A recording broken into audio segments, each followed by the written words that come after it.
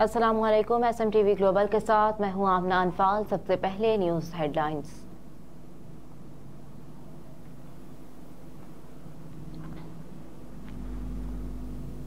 अक़वाम मुत्तहिदा का इमदादी सामान गज़ा मुंतकिल, ज़ख्मियों और तिब्बी अमले के इनखला की कोशिशें जारी।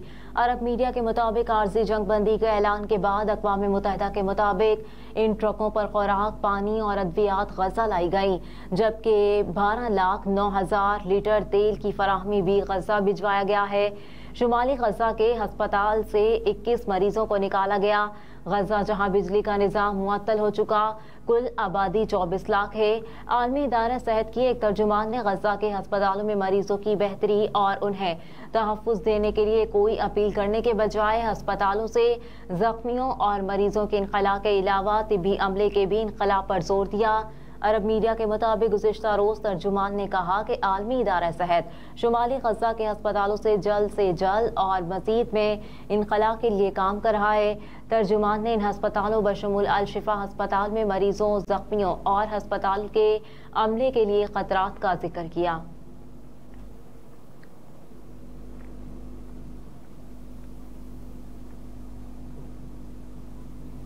बहावल नगर में एलिट फोर्स की गाड़ी नहर में जा गिरी, 2 एहलकार जाँ बहक हो गए, 3 जख्मी हो गए। एलिट फोर्स की गाड़ी को हादसा बहावल नगर के इलाके रुझान वाली मोड़ के करीब पेश आया। एलिट फोर्स की गाड़ी मुल्जिमान के ताकुब के लिए जा रही थी कि तेज रफ्तारी के बायस बेकाबू होकर नहर में गिर गई। हादसे के नतीजे में एलिट फोर्स के 2 जवान मौके पर दम तोड़ गए और 3 जख्मी हुए। पुलिस के मुताबिक जाँ बहक होने वालों की शनाख्त हवालदार काशिफ और कांस्टेबल रिजवान के नाम से हुई। जख्मियों में अब्दुल्ला, तारिक, महमूद और जाफर शामिल हैं। रेस्क्यू टीम ने लाशों और जख्मियों को डिस्ट्रिक्ट अस्पताल मुंतकिल कर दिया, जहां जख्मी होने वालों को तिब्बी इमदाद दी जा रही है।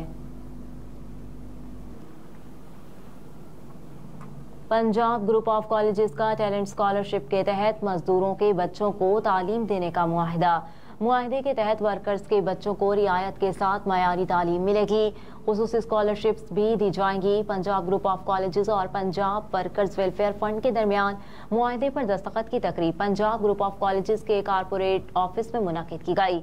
Executive director Punjab group of colleges Sohail Afzal और CEO workers welfare fund Tauqeer Ilyas Cheema ने मुआहदे पर दस्तखत किए।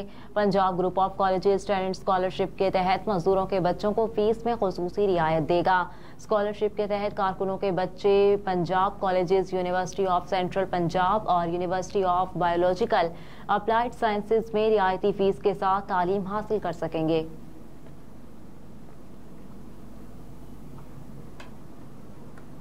निगरान वज़ीर आला का रात गए बंद रोड पर मंसूबे का दौरा, अमला गायब होने पर बरहमी का इजहार किया।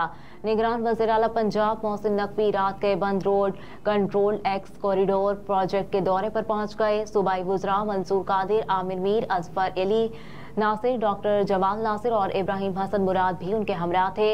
मोहसिन नकवी ने बाबू साबू से सगिया तक प्रोजेक्ट के रूट का दौरा किया। इस दौरान प्रोजेक्ट पर काम करने वाली शिफ्ट गायब थी। साइट पर मजदूर, कंट्रैक्टर्स के सुपरवाइजर और LDA अमले की मौजूद न होने पर निगरान वज़ीर आला ने शदीद बरहमी का इजहार किया। निगरान वज़ीर आला ने चीफ इंजीनियर और बाबू साबू से सगिया तक काम करने वाली कंपनी को वार्निंग जारी की। मोहसिन रजा नकवी ने DG LDA, chief engineer LDA, contractor और LDA के अमले को फौरी तौर पर मौके पर तलब कर लिया।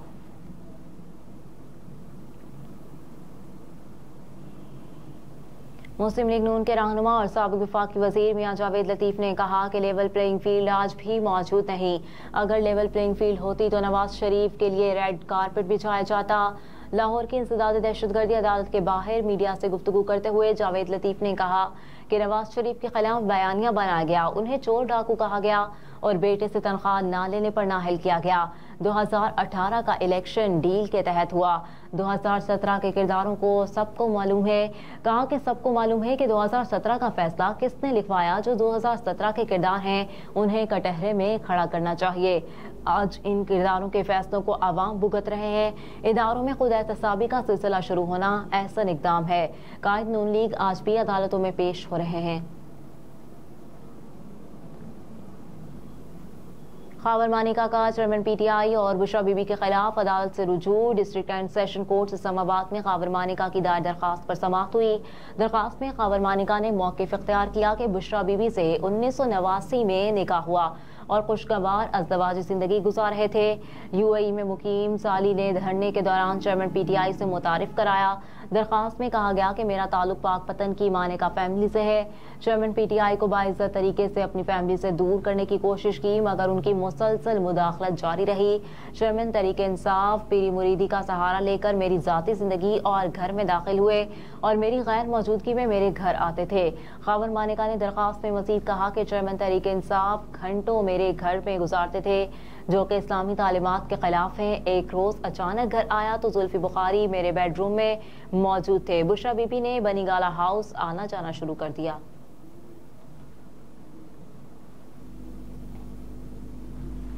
बिलावल भुट्टो के बाद साबिक सदर आसिफ अली जरदारी भी दुबई पहुंच गए। आसिफ अली जरदारी ने इस्लामाबाद से दुबई के लिए परवाज भरी। आसिफ अली जरदारी की बहन फरियाल तालपुर भी दुबई पहुंच चुकी, जबकि मुख्तलिफ पार्टी रहनुमाओं का भी दुबई पहुंचने का इम्कान है। जराये के मुताबिक दुबई में पाकिस्तान पीपल्स पार्टी के बड़ों की अहम बैठक मुतवक्के है। बाबा गुरु नानक के 554वें जन्मदिन की 3 रोज़ा तकरीबात का आगाज बरतानिया, अमेरिका और कनाडा समेत दुनिया भर से सिख यात्रियों की आमद का सिलसिला जारी। सिख यात्री डेरा साहिब, पंजा साहिब, ननकाना साहब और करतारपुर जाएंगे। भारत के 3000 से ज्यादा सिख यात्रियों को नई दिल्ली में मौजूद पाकिस्तानी हाई कमीशन की जानिब से वीजे जारी किए गए।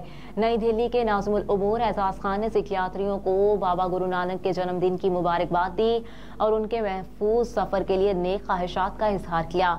वीज़ों का इजरा 1974 के मजहबी मकामात के दौरों से मुतालिक पाकिस्तान इंडिया प्रोटोकॉल के फ्रेमवर्क के तहत किया गया।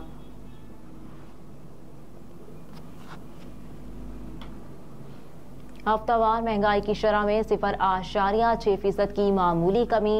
इदारा शुमारियात की रिपोर्ट के मुताबिक सालाना बुनियादों पर महंगाई की शरह 41.13% रिकॉर्ड की गई।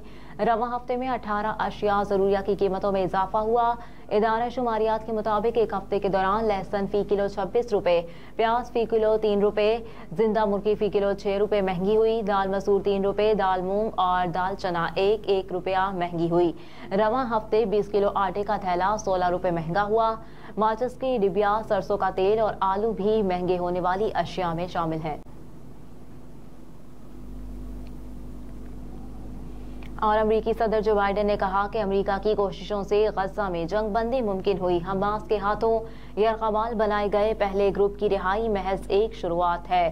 खबर रसां इदारे की रिपोर्ट के मुताबिक सहाफियों से बात करते हुए जो बाइडेन ने कहा कि अब वक्त आ गया है कि इसराइल और फलस्तीनियों के दरमियान क़याम अमन की खातिर 2 रियासती हल के लिए काम दोबारा शुरू किया जाए। जो बाइडेन ने कहा कि मेरे ख्याल में जंगबंदी में तौसी के हकीकी इम्कानात मौजूद हैं। आज सुबह मैं अपनी टीम के साथ मसरूफ़ अमल रहा हूँ क्योंकि इस मुआहदे का निफाज शुरू हो चुका। ये सिर्फ एक आगाज है, लेकिन अब तक ये अच्छी तरह से चल रहा है। हेडलाइंस आप जान चुके, इसके साथ ही न्यूज़ स्टूडियो से फिलवक्त इतना ही। आप देखते रहिए SMTV ग्लोबल।